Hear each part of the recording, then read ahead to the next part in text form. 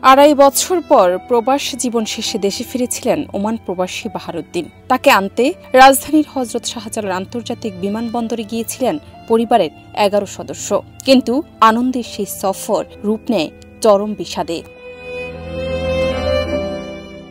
৬ August ভোর ৫:৩০টার দিকে নোয়াখালীর বেগমগঞ্জ উপজেলার চন্দ্রগঞ্জ সংলগ্ন এলাকায় ফেরার পথে মাইক্রোবাসটি নিয়ন্ত্রণ হারিয়ে খালে পড়ে যায়। এতে ঘটনাস্থলেই একই পরিবারের ৭ জন নিহত হন।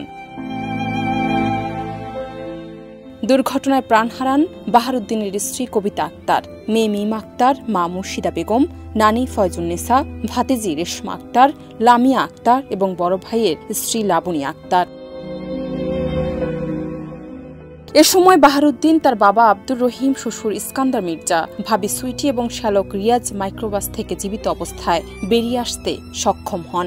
নিহতদের সবার বাড়ি লক্ষ্মীপুর সদর উপজেলার উত্তর জয়পুর ইউনিয়নের চৌপল্লী এলাকায়।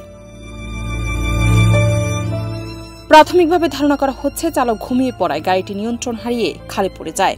স্থানীয়রা দুর্ঘটনার পর নিজ উদ্যোগে আহতদের হাসপাতালে নিয়ে যান। পুলিশ ও ফায়ার সার্ভিস ঘটনাস্থলে গিয়ে উদ্ধার তৎপরতা চালায়। এই মর্মান্তিক দুর্ঘটনায় পুরো এলাকায় নেমে এসেছে শোকের ছায়া। স্ত্রী, সন্তান, মা ও স্বজনদের হারিয়ে বাকরুদ্ধ হয়ে পড়েছেন বাহারুদ্দিন। চোখের জলেই তিনি প্রকাশ করেন তার নিঃস্ব হওয়ার কষ্ট। জান্নাত নিপু, দেশ রূপান্তর।